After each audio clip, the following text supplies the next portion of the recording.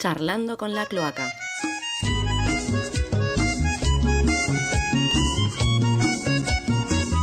Eulogio y Arcadio, imprescindibles.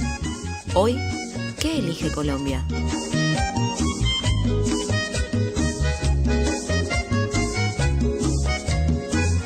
La palabra más bonita en la guerrilla es esa que cuando se dice le suena por dentro. Muy buenas tardes, muy buenas noches, muy buenos días. Estamos otra vez de Riachuelo para el mundo, en este momento Bermú. Y aprovechamos para mandarle un saludo a la banda del Sifón, como todos los días que nos encontramos por aquí. Y hoy estaremos hablando de lo que está ocurriendo en Colombia. No hablaremos de Shakira, claramente, y sus problemitas con Piqué. Tampoco hablaremos del café ni de ese hermoso ritmo tropical que es la cumbia. Quizás sí un poco de Pibe Valderrama, pero no va a ser el eje central. Vamos a estar hablando de las elecciones y de cómo se llegó a este resultado electoral tan importante en los últimos años. Para eso tenemos a dos de nuestros especialistas en cosas. Lo tenemos a Beto. ¿Cómo andás, Beto? ¿Qué tal, Laura? ¿Tanto tiempo? ¿Cómo va? ¿Todo bien? Qué bueno poder volver a charlar contigo. Y hoy tenemos al tío Raúl, que nos va a acompañar también. Hola, Laurita, ¿todo bien? Bien, bien, bien. Muy contento de que estés participando de este momento Bermú, que estás más que capacitado y todos con ganas de escucharte y aprender. Así que, bienvenido. Gracias, Pero Nina, gracias. arranquemos que estamos todos con muchas ganas de escucharlos. ¿Qué me decís, Beto, de estos resultados? ¿Cómo se llega a estas elecciones en un país tan, pero tan complicado como Colombia? A ver, en principio es interesante lo que se dio por la sencilla razón de que no se especulaba con la irrupción del Trump colombiano, como le dicen algunos, este señor Rodolfo Hernández, que finalmente se coloca en el balotaje frente a Petro, que era ya, digamos, de alguna manera, todo el mundo daba por sentado, y efectivamente así fue, que iba a ser el principal protagonista, si se quiere, ¿no? del comicio en esta instancia, con arriba del 40% de los votos. La cuestión es que todos estaban, encuestas y sentires y decires y tal, vaticinaban una segura segunda vuelta. Colombia para consagrarse en primera tiene que ganar el 50% más uno, o sea que es mucho más complicado que en un sistema electoral como el argentino, por ejemplo, que es menor, digamos, la cantidad. Entonces, todo el mundo daba por sentado que iba a correr contra Federico Gutiérrez, que era como la enésima nueva cara de la derecha citadina urbana colombiana, que lo pueden ver, buscar un perfil muy banana, muy parecido al marido de Pampita, que en realidad es el marido de Carolina Ardaín, porque Pampita tiene nombre, no nos tenemos que olvidar de eso. Un cheto bananón que fue alcalde de Medellín en su momento, hace unos años, pero era como otra nueva renovación. Incluso el candidato oficial del uribismo, que fue Iván Zuluaga, en marzo, cuando se hicieron las consultas, que son una especie de paso colombiana, el tipo sacó un 7% y se bajó. Y se sumó a la campaña de Federico Gutiérrez. Cuestión que se genera una gran fragmentación del voto por derecha, en todas las variantes y matices que se puedan expresar. Desde lo que es la derecha tenías a Ingrid Betancourt, que la sacaron de la galera, estaba la tipa allá en Francia, y le dijeron, venite que vas a ser candidata. Unos días antes de efectuarse los comicios, la doña se baja y se suma a la campaña de Rodolfo Hernández, pero justito, y la boleta fue porque no llegaron a desdistribuirla. Unas cosas medio locas que pasan, ¿no? En la democracia más, esto es muy paradójico, y vamos a volver sobre el tema después, la democracia más estable del continente latinoamericano. A ver, de repente, como te digo, había una gran dispersión del voto por derecha, y se anticipaba que se iba a llegar a un escenario en el cual todo lo que eran las diversas expresiones de lo que allá se llama el establecimiento, el establishment, digamos, como se dice acá, lo más concentrado de las diversas expresiones de la burguesía colombiana, encolumnándose detrás de este muchacho Federico Gutiérrez, que finalmente no llegó al balotaje.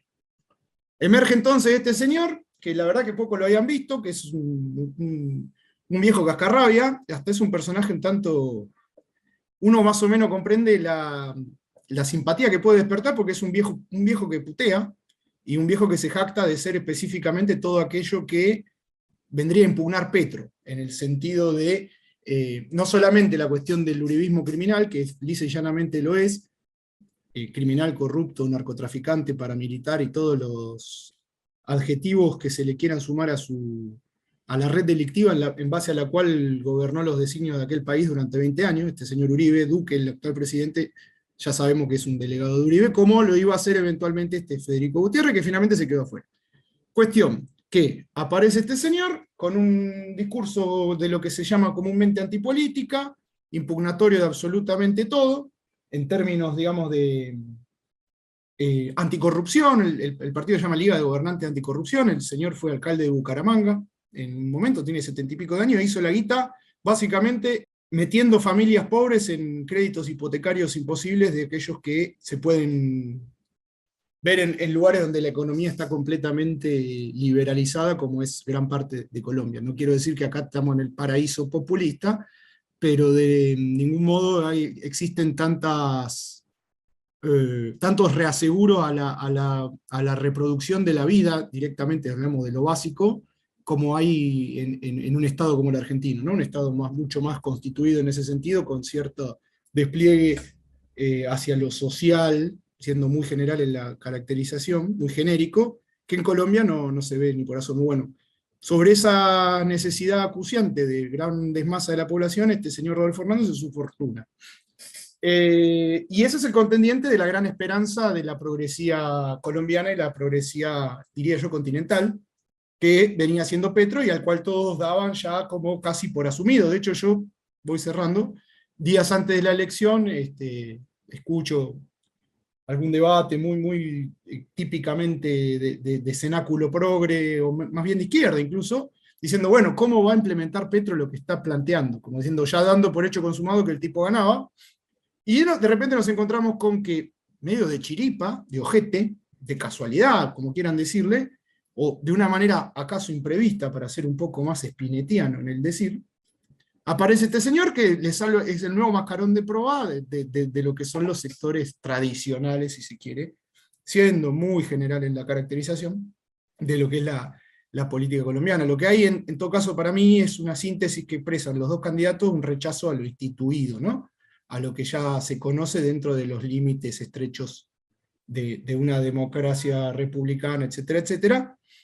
Siendo que cierro con esto, la aglutinación, no sé cómo se dice, lo que junta a Petro en estos últimos años, detrás de su candidatura, es un rejunte, valga la redundancia, pero una coordinación y un despliegue tanto territorial como político, como ideológico, como incluso de los sectores que logra poner así los patitos en fila, que no tenía antecedentes densos e importantes en Colombia. Sí tenía una tradición de que aparezcan, muchas figuras emergentes relativamente progresistas, y que sistemáticamente las liquidaban, como pasó con la Unión Patriótica, pasó con Luis Carlos Galán, etcétera, etcétera.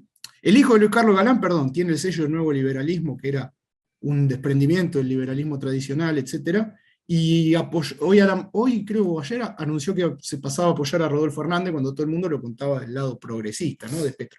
Bueno, en fin, hay una densidad de acumulación de experiencia militante, que tiene mucho que ver con, sobre todo, lo que han sido estos últimos años los conflictos de los paros generales en Colombia, que lo ha logrado aglutinar y que es una fuerza social importante, que se encolumna detrás de la candidatura de Petro. Una fuerza social muy importante que no registra antecedentes de que se logren constituir un polo, de referencia en términos políticos. A eso se opone este señor Rodolfo Hernández, que nadie lo contaba, y se le pegaron obviamente todos los otros, la gran dispersión de figurones políticos que abrevan en lo que sería la política tradicional, por decirlo de un modo así como se usa, y lo que, hablando mal y pronto, y como nos gusta decir a nosotros, la derecha, ¿no? Las expresiones más decididamente programáticas de una burguesía completamente descompuesta y mafiosa, como es la colombiana. Ahí va, Beto, muy claro, muy interesante, porque en muchos lugares se ha comentado quién es Petro, quién es Hernández, pero es mucho más interesante y rico y productivo estos debates, ¿no? ¿Qué hay atrás de cada uno, sobre todo? ¿Qué representa? Porque no son dos tipitos locos que aparecen de un día para el otro, sino que representan ciertos sectores con ciertos intereses. Y ahora, Raúl, ¿qué nos podés agregar? ¿Qué nos querés comentar? Te escuchamos. Bien. No, a mí me parece que lo que dice el Beto es real. También hay una cuestión de cómo te lo vende los medios de comunicación, ¿no? Vos te sentás a mirar la televisión una tarde acá y te venden como a Hernández como el outsider, el random, el tipo por fuera de la política, cuando en realidad es un gobernador que hizo guita de forma bastante poco altruista y que el tipo está ahí como una imagen del viejito, el viejito de TikTok, era conocido al principio, como el viejito de TikTok que maneja las redes. Y tiene que ver con esta cuestión de la nueva derecha liberal, que es nueva en el sentido de que aparece de vuelta, nunca se había ido, ¿no?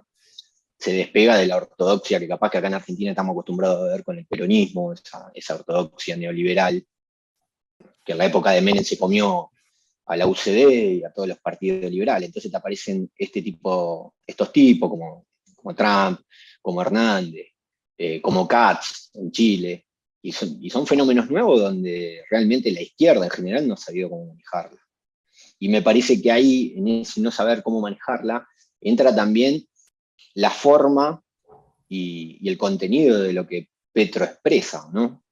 Tiene una expresión un tanto lavadita para ser condescendiente con el amigo Petro. Si bien, como dice Beto, levanta y junta un montón de gente que en otro momento no se hubiese podido juntar, creo que no se hubiese podido juntar justamente porque tenían programas bastante disímiles a lo que es programático.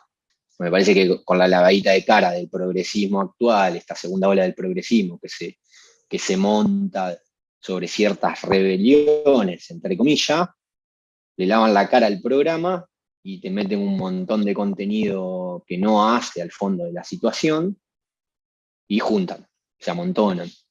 Me parece que pasa eso en Colombia y que estas elecciones de alguna manera reflejan eso.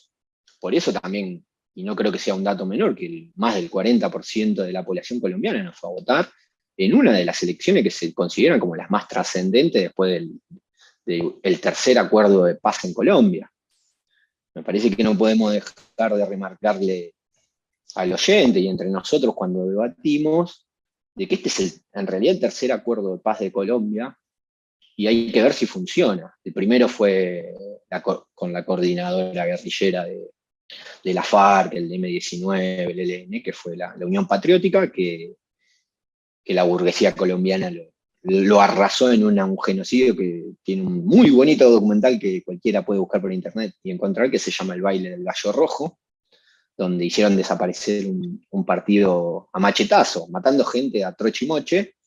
El segundo acuerdo fue con el M-19, donde la propuesta era, bueno, entrar en cursos más moderados para la política colombiana, y el tercero es el de la FARC. Y en todos corren río de sangre, y en todos hay un sector de la sociedad que está totalmente negada a terminar de buena manera el conflicto colombiano, porque hay que decir eso, nadie lo puede negar. En Colombia lo que hay es una guerra civil que llegó hasta un punto que viene de la época de la Unión Soviética, que quizás es arqueológico, porque pertenece al conflicto de la Guerra Fría, y que encuentra a una sociedad colombiana hecha pelota y que necesita de una u otra manera ponerle un fin a todo esto. Y estas elecciones, que parecían muy importantes, terminan pareciendo bastante intrascendentes porque no va a votar nadie, o un gran número de personas y de trabajadores votan por un tipo como Hernández, que es un machista, que es un rufián, digamos, que es un tipo considerado por fuera de la política, y que cuando uno empieza a ahondar en quién es, no es ni un tipo por fuera de la política, ni es un rufián, porque es capitalista. ¿Ya? Ahí va, Raúl, muy interesante, muy interesante. me parece que es clave alguna de las cosas que mencionaron, ¿no? Este estado de guerra permanente en Colombia, que en paralelo es la democracia que más años tiene en el continente. Y algunas cosas para agregar, ¿no? Uno, entendiéndolo a nivel regional, es la poca información o cosas que llegan desde Colombia, que tiene que ver un poco con su marco de alianzas internacionales y la relación que tiene con Estados Unidos, a diferencia de su país vecino. Por otro lado, la cantidad de desaparecidos que hay más en democracia colombiana que en la última dictadura militar argentina, como decías vos. Y todas esas cosas no son ni ocurren de manera pacífica. Pero bueno, a ver, Beto, ¿qué nos querés agregar? Decinos. Sí, no, una pequeña nerdeada, que ahí lo que Raúl señalaba está muy bien especificar el primer acuerdo ese de paz fue en el 85, ahí nace la Unión Patriótica, que es la que efectivamente liquidaron a machetazo. Creo que mataron algo así como 20.000 militantes, entre militantes, candidatos, jueces, abogados, todo lo que hubiera en el medio, desde el tipo más abandonado del último pueblo hasta el más encumbrado de los políticos, candidatos a presidente y demás. El segundo es del 91, que justamente ahí se desmoviliza el M-19, que es de donde viene justamente Petro, que era una fuerza guerrillera muy interesante en términos de propaganda de hechos armados. Hicieron un montón de acciones que eran muy resonantes a nivel mediático, como por ejemplo vaciar un arsenal completo por intermedio de un túnel, robarse la espada de Bolívar, recuperar, perdón, la espada de Bolívar en el 74, esa fue su primera acción. Y la última más resonante, tristemente célebre, que es del 85, la toma del Palacio de Justicia, que hubo alrededor de 100 muertos, 11 de los cuales eran jueces. Eso fue el pacto con el M-19 de origen a la constitución actual de Colombia, que establece que Colombia es un Estado social de derecho. O sea, fíjense, para sumar más al mejunje, ¿no? Se proclaman constitucionalmente Estado social de derecho, cumplen con absolutamente todas las disposiciones procedimentales con las cuales se evalúa, precisamente, central pero no únicamente Estados Unidos, la calidad de las democracias alrededor del mundo.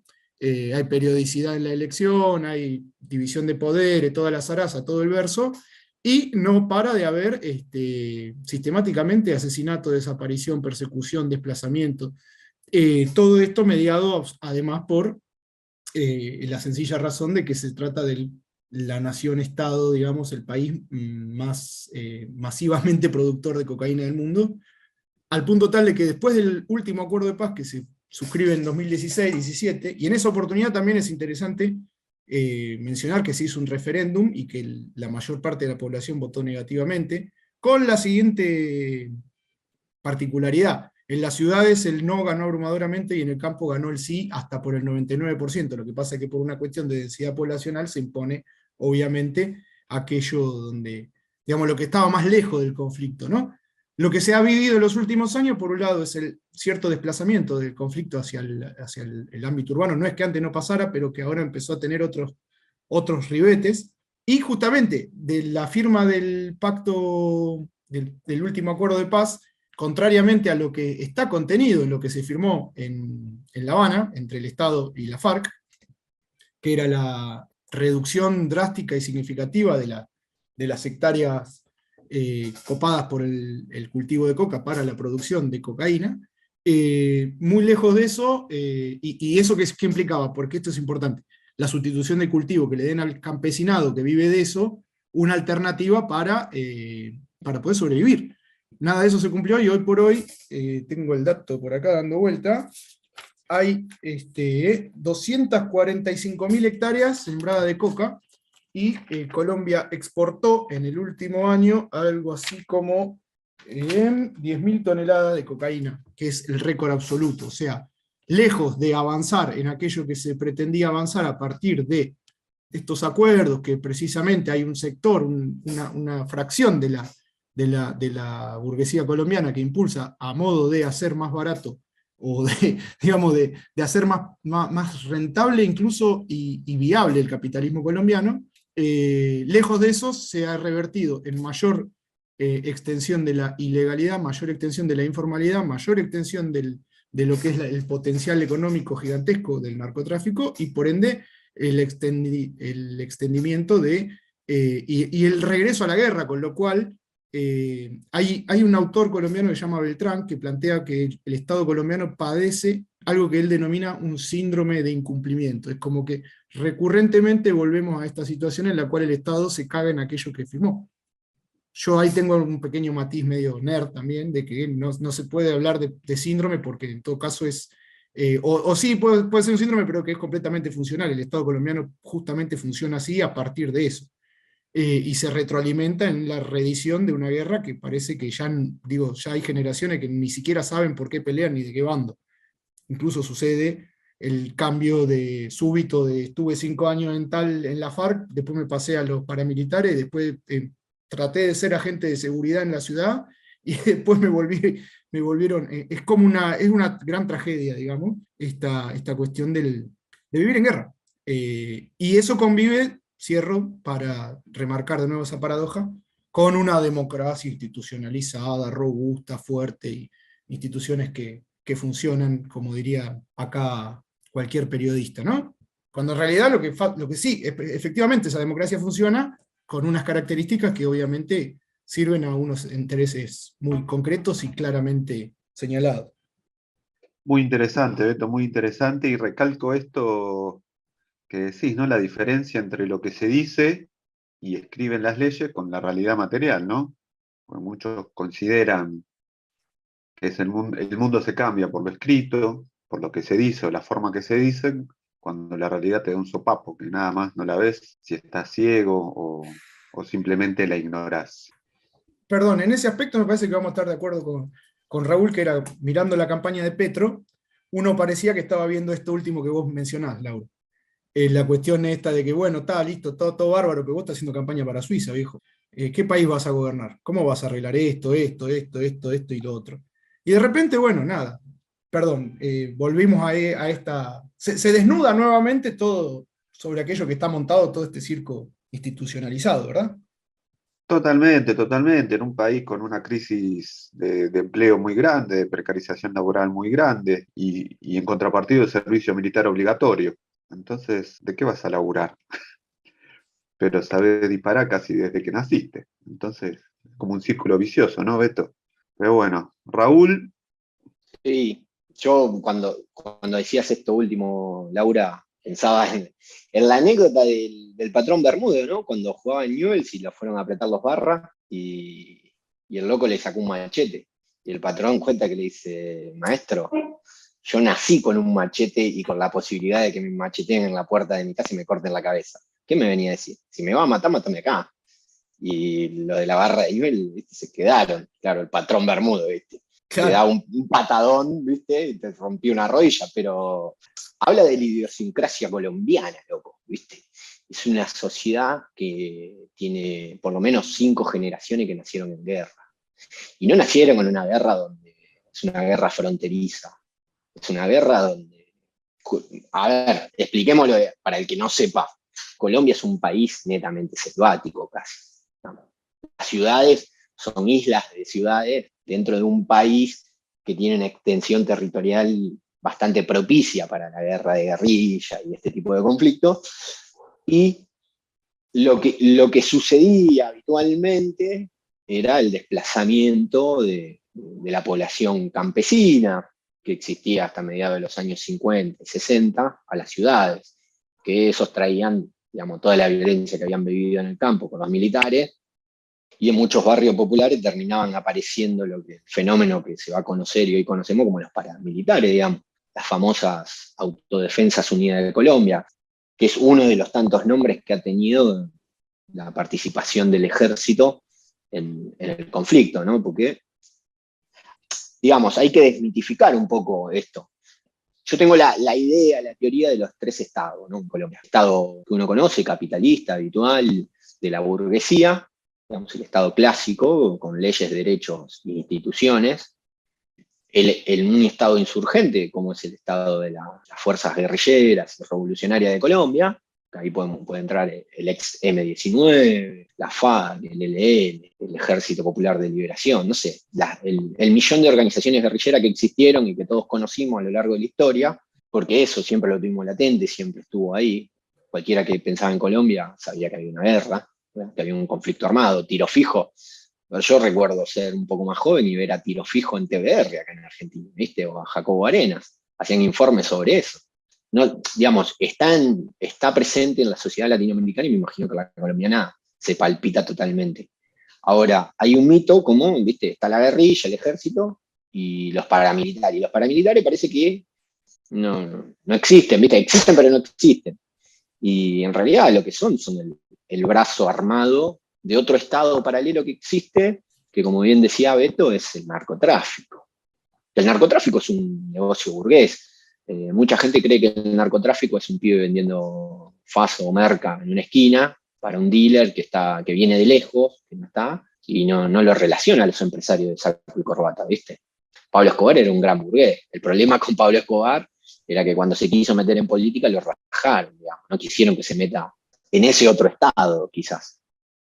Entonces me parece que hay que tener en cuenta esto, una sociedad muy violenta y que llega a estas elecciones asqueada, casi. Ya no da más, digamos. Me parece que va por ahí un poco el tema.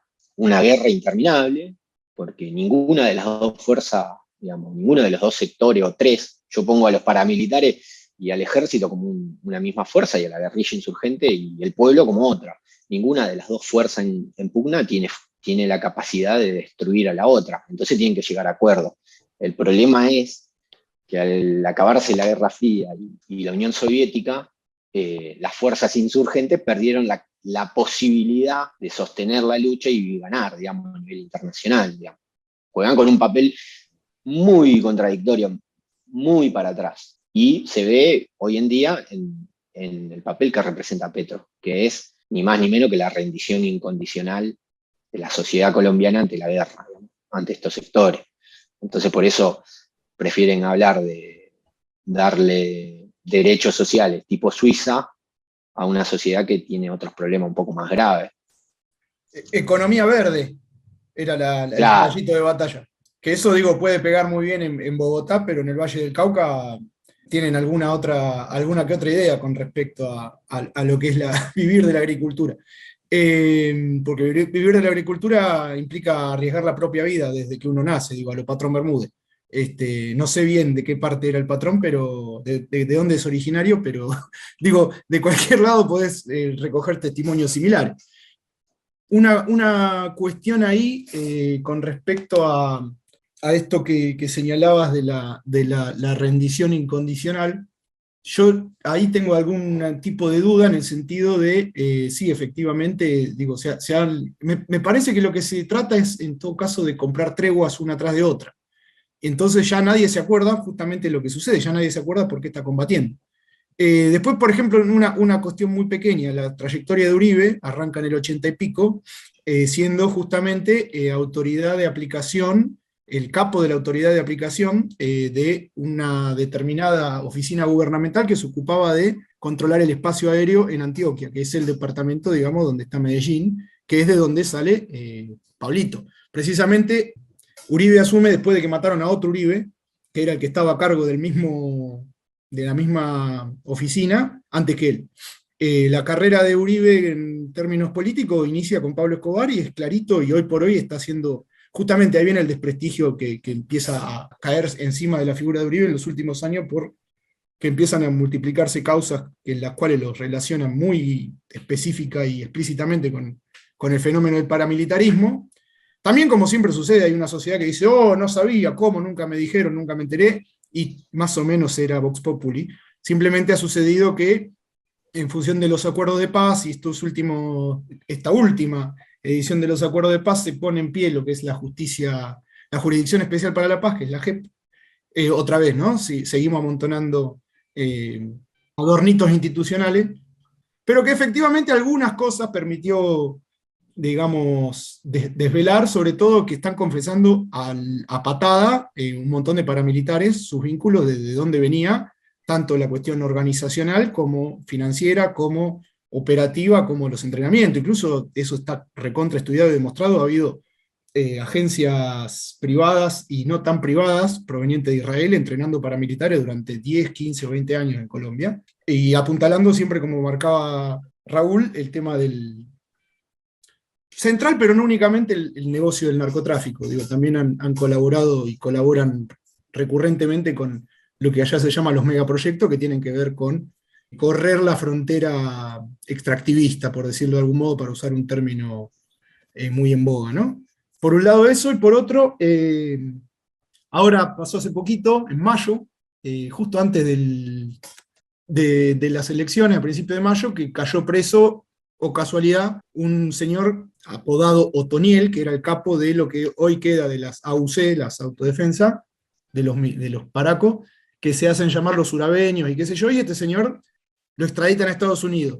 Lo que plantea Petro y el progresismo en general es un premio extraditarlo a Estados Unidos, porque el tipo se queda preso y lejos de, digamos, la posibilidad de confesar y abrir la boca de para quién labura. De hecho, y esto ya cierro, parte de lo que usaron y están utilizando hoy por hoy más que nunca la campaña contra Petro es que justamente los paramilitares, el ELN y la FARC, expresaron de manera explícita o implícita que veían con buenos ojos las propuestas de Petro en torno a la paz, que por lo demás son bastante difusas y apelan, incluso, repito este concepto, a una sociedad que tal vez no está en esa, digamos. Es como que por acá va la propuesta, la institucionalización del conflicto y qué sé yo, y por acá abajo discurre una realidad cotidiana donde todo lo que hay es sangre, corrupción y muerte. Disculpen que lo diga de ese modo, pero no se me ocurre otro. Ahí va, Raúl, muchísimas gracias a vos, muchísimas gracias a vos, Beto. Vamos ahora a una pausa no comercial y ampliamos un poco este podcast sobre Colombia. Y aprovechamos y le mandamos un saludo a Tocqueville y a todos sus fanáticos.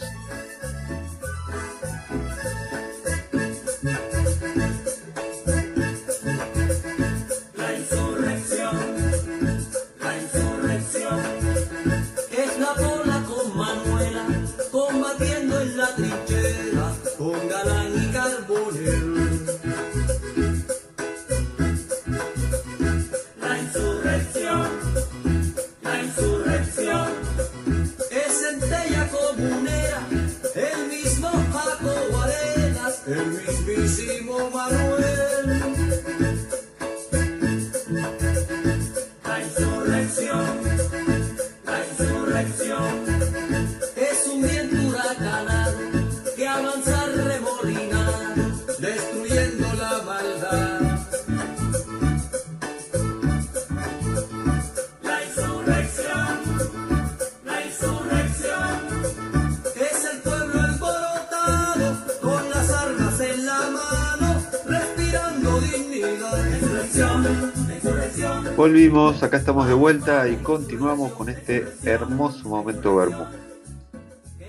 Bueno, Beto, contanos un poco, aprovechando tu presencia, ¿en qué anda la guerrilla? ¿Cómo viene la lucha armada? ¿No? Que esa cuestión acá es ignorada, desconocida, o vapuleada o tratada superficialmente por todo el arco político. Es interesante eso porque hay que también aclararle a la pobre gente que está del otro lado, que hablamos de acuerdos de paz que, como ya dijimos, no se cumplen, como ya dijimos, a muchos de los firmantes del acuerdo de paz los han matado, van más de 300 que liquidaron en 4 o 5 años. Muchos se tienen que reconvertir a algún tipo de actividad ilegal, sea o no sea, enrolarse en la guerrilla. Y acá hay una cuestión que de lejos parece lo mismo, pero que de cerca no lo es. Una cosa es estar en una fuerza guerrillera que, aunque sea difusamente, e incluso si vos querés de una manera un tanto corrompida por cómo es el medio en el cual se mueven. Digo, hay compañeros que, porque lo he escuchado, esto lo digo, no, porque fíjate que la FARC, qué sé yo, participan en el narcotráfico, todo ese tipo de ponzoña que finalmente, digo, es muy difícil encontrar a alguien en lo que es la vastísima informalidad colombiana que no tenga algo que ver en algún momento de todo aquello, porque básicamente, como apuntaba Raulo, es un negocio multimillonario. A ver, en algún momento Pablo le ofreció medio en joda, medio en serio al Estado hacerse cargo de la deuda externa. Y esto fue el inicio. Hoy por hoy se produce más, se produce mejor, se exporta de una manera mucho más eficiente, e incluso el gran eje se ha desplazado, ¿no? El negocio del narcotráfico, en el cual tenemos una división de tareas, digamos, entre México y Colombia. esto es materia de tal vez de otra intervención que nos excede en este momento. Pero digo, de alguna manera siempre vas a estar permeado por algún aspecto de eso. Lo que ha hecho durante muchísimos años las distintas expresiones guerrilleras ha sido cobrarle impuesto a el trasiego o lo que es la parte, digamos, de cuando está en producción. Incluso protegen a los cultivadores de coca porque son precisamente campesinos que, como ya hemos dicho, no tienen medio de... Cada vez que el Estado le promete reiteradas ocasiones y sacan programas multimillonarios con Estados Unidos, la ONU y la puta que lo parió, el Banco Mundial y qué sé yo, de sustitución de cultivo, bueno, finalmente tienen que volver a caer en esa economía porque finalmente es lógicamente más redituable y la gente tiene que sobrevivir, Laura. Entonces, sacando esa cuestión que me parece importante aclarar, con posterioridad a los acuerdos de paz han vuelto varios de los frentes de las desmovilizadas FARC, que eran la guerrilla más longeva e importante del continente, han vuelto de una manera u otra, ni siquiera con objetivos muy claros en muchos casos, a la actividad guerrillera. El más importante en términos de claridad política e ideológica ha sido lo que se ha denominado la nueva Marquetalia, que estaba encabezada por, Santrich, que lo pasaron a Valore hace poquito, Jesús Santrich, y era, no me acuerdo ahora, era Iván Cepeda, ¿no? Iván Reyes o Iván Cepeda, ¿no? Ahora se me traspapeló el nombre, otro de los negociadores de La Habana, que inmediatamente, a partir de 2019, Iván Márquez, ahí está, me soplan desde producción. Vuelven a la actividad guerrillera, haciendo sobre todo vida en Venezuela. Esto es parte del pan nuestro de cada día, digamos. Gran parte de lo que es la frontera entre Arauca, que es del lado colombiano, y Apure, que es del lado venezolano, es un ida y vuelta de distintas formaciones irregulares, no solo organizaciones político-militares, como pueden ser las FARC, sino criminalidades varias que son tanto venezolanas como colombianas. Ahí hay una disputa puntualmente hoy por hoy con un frente específico del ELN, que hoy por hoy es la guerrilla más... Hoy por hoy sí, ya pasó a ser la guerrilla más longeva, la más constituida, la más firme, en términos de que incluso todavía tiene un cierto programa político, que también va y viene de Venezuela, se enfrenta con el Estado, disputa territorio, ha tenido episodios de disputa de territorio con la Fuerza Armada venezolana, la Fuerza Armada Nacional Bolivariana, y también con alguna que otra disidencia de la FARC. Es decir, para hacerlo corta, hoy por hoy, la FARC son una especie de... ni siquiera diría franquicia, porque no responden a un mando unificado, sino que tienen ahí una cuestión de supervivencia, como que han vuelto al combate por una cuestión de que básicamente son personas que, otra vez, de nuevo, haciendo hincapié en esto, la reinserción prometida por el Estado no les ha llegado jamás, y que finalmente tienen que reconvertir su vida de algún modo.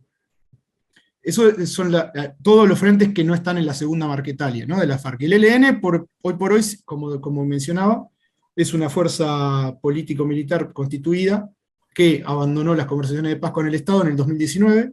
Estaba encaminado ese proceso de paz también con el ELN, pero las abandonaron, ni bien asume Duque, porque era obvio que todo lo que se había avanzado con Santos, que es parte, digamos, de la burguesía más dialoguista, o la clase dirigente, más bien dialoguista y que apunta a resolver el conflicto por la vía de la institucionalización, se va para atrás cuando gana Duque. Eso queda clarísimo, ¿no? Entonces el ELN, en términos tácticos, evalúa acertado volver a la guerra. Cierro esto con lo siguiente. El ELN este año hizo en febrero o marzo una demostración de fuerza, que fue un paro armado, donde pudieron asentar, digamos, posiciones en 17 regiones diferentes. Son muy fuertes en el norte de Santander también, que también tiene frontera con Venezuela. Es una fuerza importante, ¿sí? Hoy está contando con alrededor entre 2.000 y 3.000 y pico de combatientes. Por otro lado, para mencionar por último los resabios de las AUC, que estuvimos hablando, las Autodefensas Unidas de Colombia, Autodefensa Unida Gaitanista, tuvieron 800 nombres, es la misma porquería de siempre.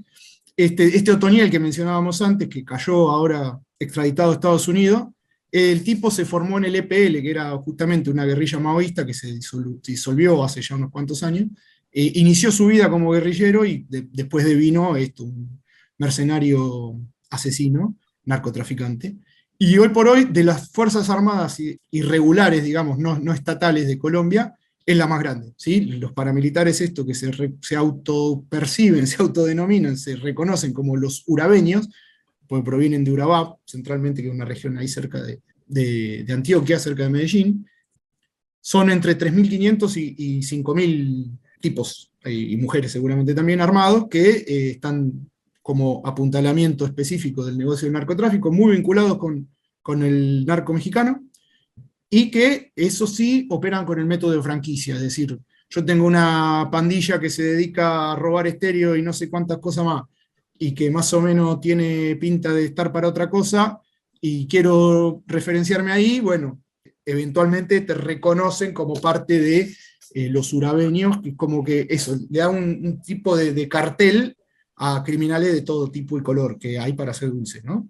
Entonces esa es un poco la composición de todo lo que es la Fuerza Armada no estatal, por decirlo de algún modo, para englobar, por un lado, lo que son las formaciones político-militares de tipo guerrilleras, muy referenciadas en lo que supo ser nuestra izquierda, a nivel continental, quiero decir, y por otro, digamos, lo que ha sido la acumulación de las respuestas ilegales que ha apuntalado, como bien señalaba Raúl, el Estado y algunos sectores de la burguesía colombiana, y que comparten, en todo caso, esa mano de obra mercenaria y sicariato, no sé cómo decirlo, que son los paramilitares, que bueno, hoy laburan para los ganaderos, mañana para el narco, pasado para los emprendimientos petroleros, y así, son, digamos, fuerza de choque, mano de obra, para liquidar justamente las resistencias campesinas, y sobre todo en un momento determinado, allá lejos y hace tiempo, lo que era específicamente la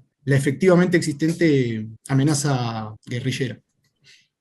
¿Qué digo esto para cerrar? Ya no se puede hablar de que de 30 años a esta parte haya efectivamente una real amenaza de una subversión del orden institucional por parte de la fuerza guerrillera, porque como bien explicaba acá Raulo, todo lo que han logrado sostener en estos 30 años, diría yo, para englobar del 85, 87 en adelante, 35 si se quiere, ha sido, bueno, aguantar, ¿no? Las expresiones guerrilleras quedaron algunas medio varadas en esto que también hemos mencionado, que van y vienen, y que un día son una cosa y otro día son otra, y básicamente hay una economía de la guerra.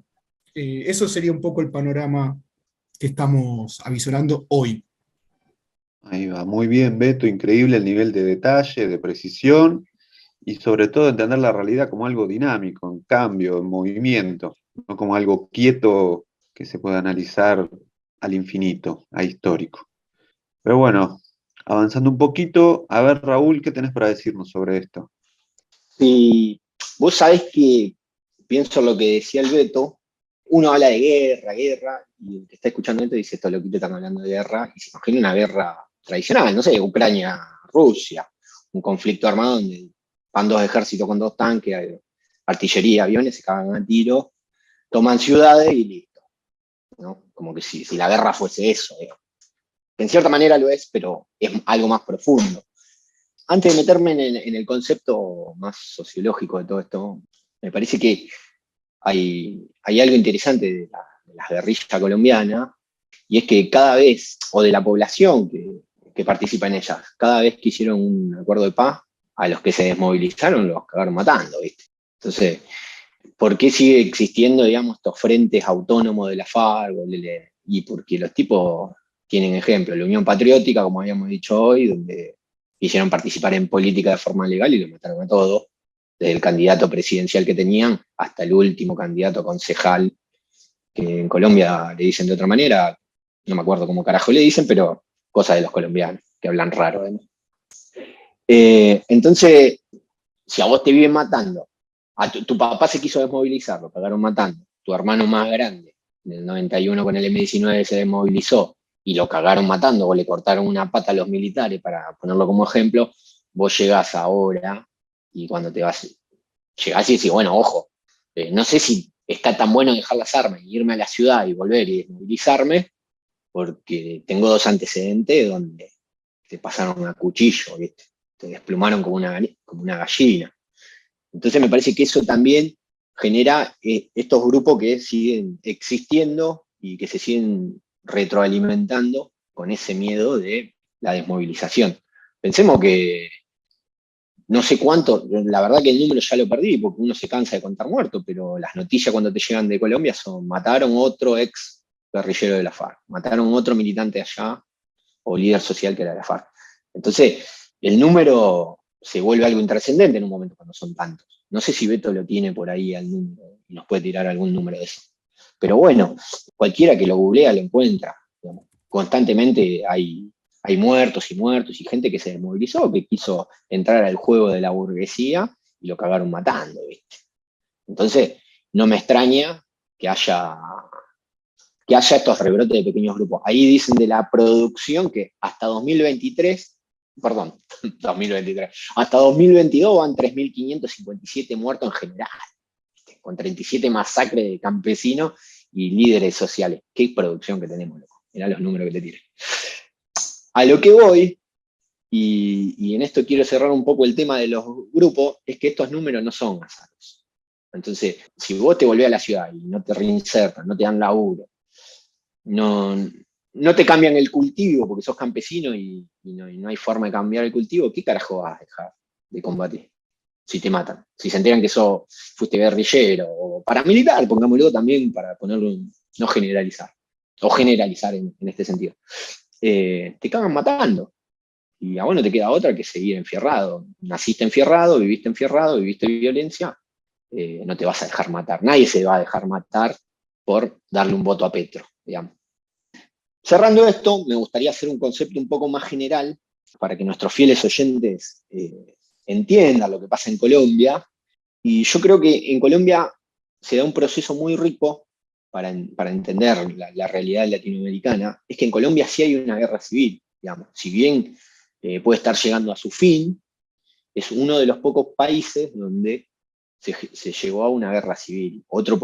Para poner otro ejemplo, podría ser El Salvador, digamos, países donde la burguesía no llegó a abortar el proceso y se avanzó y se constituyeron dos bloques generales que se mataron a tiro durante un montón de tiempo.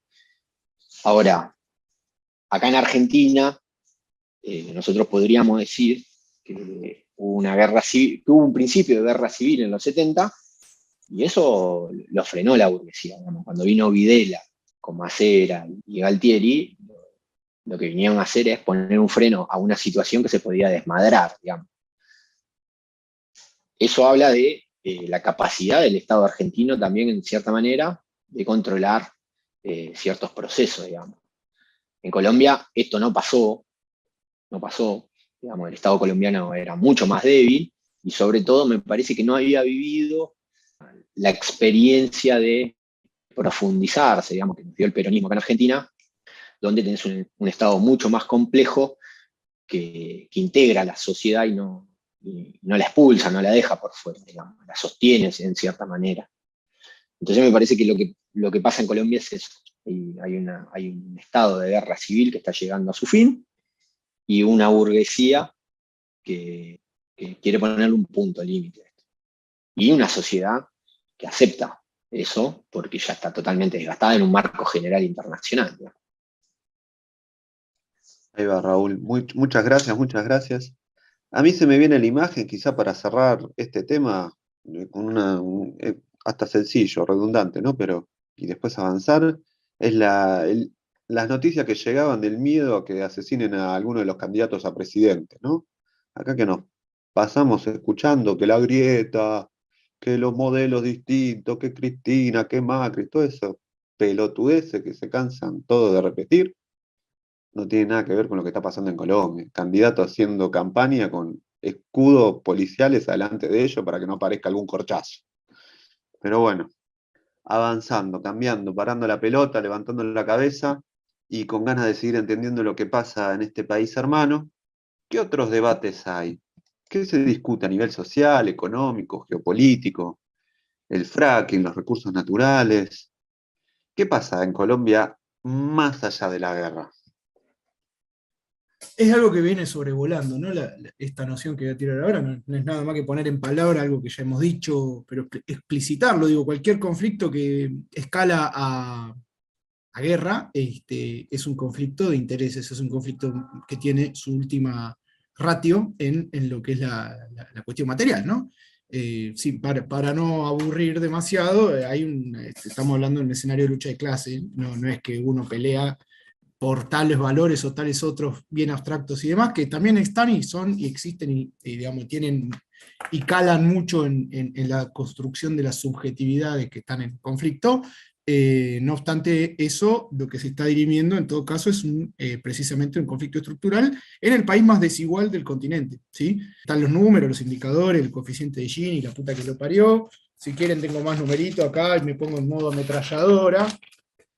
Ha tenido, según los últimos registros, un 12% de desempleo, no parece tan alto, pero lo que hay que decir sobre eso es que absolutamente la mayoría de la población está en la informalidad, más del 65%. Imagínense acá, trayendo un poco lo que decía Laura, de todo esto que nos escandaliza, ¿no? De cómo tenemos que tomarnos la realidad argentina con los números de creciente pobreza y exclusión y marginalidad y exceso de población sobrante y crecimiento en ese sentido, de la exclusión, por decirlo de algún modo. Imagínense que allá son números normales. Estamos hablando de más arriba de un 65% en la informalidad. Ha habido un 20% de evaluación en estos últimos 2 años, pandemia mediante, un 55% del PBI está comprometido en deuda externa, ni hablar de que obviamente como son el país ejemplar, siempre tienen algún changüí más por parte de los organismos de crédito y demás. Bueno, en definitiva, un poco ahí se veía en la campaña de Petro esta cuestión que yo mencionaba, que una campaña para Suiza y demás, porque era esto, ¿no? Economía verde. Supuestamente Duque venía a impulsar la economía naranja, que era centrada en la industria del conocimiento y toda la cuestión esta de producir aplicaciones, me imagino yo, ¿no? Programar, así un montón es un mercado bastante en boga, bastante amplio y bastante acotado, bastante amplio en su difusión y bastante acotado en sus posibilidades de éxito. ¿Cuánto, ¿cómo se llama el muñeco este de Mercado Pago, que es amigo de ustedes? Galperín. ¿Cuántos Galperín se producen en América Latina? Galperín hay uno solo. Pero bueno, no, es esta cosa de venderle al piberío, sobre todo urbano, emprendé, fijate, programa. Todo ese verso ha sido el último caballito de batalla de la derecha y lo que tenemos es una multiplicación. Imagínense que si acá hay mucho pedido ya, Rappi, Globo y toda esa verga, imagínense lo que es allá. Multiplíquenlo por 10, por 15. Eso como dentro de una salida medianamente acorde a cierta legalidad, ¿no? Porque después, obviamente, tenés distintas redes mediante las cuales la guita del narcotráfico entra a correr, que son redes informales de trata de personas, de créditos hipotecarios completamente extorsivos, mediante los cuales agarran familias enteras, con un alquiler trucho, con la venta de un terreno de no sé qué. Bueno, imagínense la informalidad que más o menos conocemos y manejamos acá en alguna zona medio conurbanesca, multiplicada por 15 y vuelta estructura, ¿sí? Para hacer una figura un poco clara. Una digresión, en algún momento Laura mencionaste a Tocqueville. A mí me quedaba que después de todo lo que veníamos espadeando, tenías en paralelo, el estado de civilización y república de Locke con el estado de naturaleza de Hobbes, conviven, en Colombia. Entonces tener todo un manual de primer año de cualquier carrera de teoría política o alguna zaraza de esa, contenido en un solo país. Es un enorme laboratorio social y político. Luego está todo esto, ¿no? El Petro se monta sobre la cuestión de la frontera extractivista y demás. Colombia hoy por hoy, desde el 2017 en adelante, ya supera ampliamente a Venezuela, entre otras cosas porque los compañeros bolivarianos se pusieron de sombrero PDVSA, y bueno, obviamente el bloqueo, todo lo que sabemos del gran fracaso que ha sido el socialismo del siglo XXI en Venezuela, por diversos motivos que podemos tocar en alguna otra intervención puntual. Petro viene a decir justamente, contrariamente a lo que lo acusan sus detractores, de que no, de que él quiere una economía verde, y que sustentabilidad, y todo el versito lindo, que como dijimos, en lo que es la vida cotidiana de la población rural, no se verifica, no la ven ni dibujada. Eso por un lado. Y por otro, en Colombia ya existe, ya está instaladísimo el fracking, y ahí es que gana un salto en la productividad petrolera, y es hoy uno de los principales exportadores, creo que el principal exportador del continente, después obviamente contando de México para abajo, ¿no? Hacia el sur. Entonces digo que lo que vuelvo sobre este concepto, ¿no? ¿Cómo vas a implementar todo esto en esta verdadera cueva de lobo en la cual te vas a meter a gobernar muy, muy jocosamente y con toda la buena ondis del mundo, ¿no? Si uno agarra el progresismo de la primera década del siglo XXI y lo lava más y lo enjuaga más bien, como dijo Raúl, tenemos lo que ha sido el devenir de Petro en campaña este último rato. Incluso yo pienso que si se sigue corriendo al centro va a terminar UPA de Rodolfo Hernández, pero más allá del chiste, que es un poco desagradable y que no va a suceder, digo, ¿qué expresa Rodolfo Hernández? Y la continuidad de lo que hay. Yo digo, lo estábamos conversando hace un rato, me parece que Petro en todo caso tiene aglutinó un determinado caudal social detrás de sí que expresa la posibilidad de un cambio, y un cambio en un sentido bastante definido. El otro señor expresa rechazo y un cambio de forma, pero no de contenido.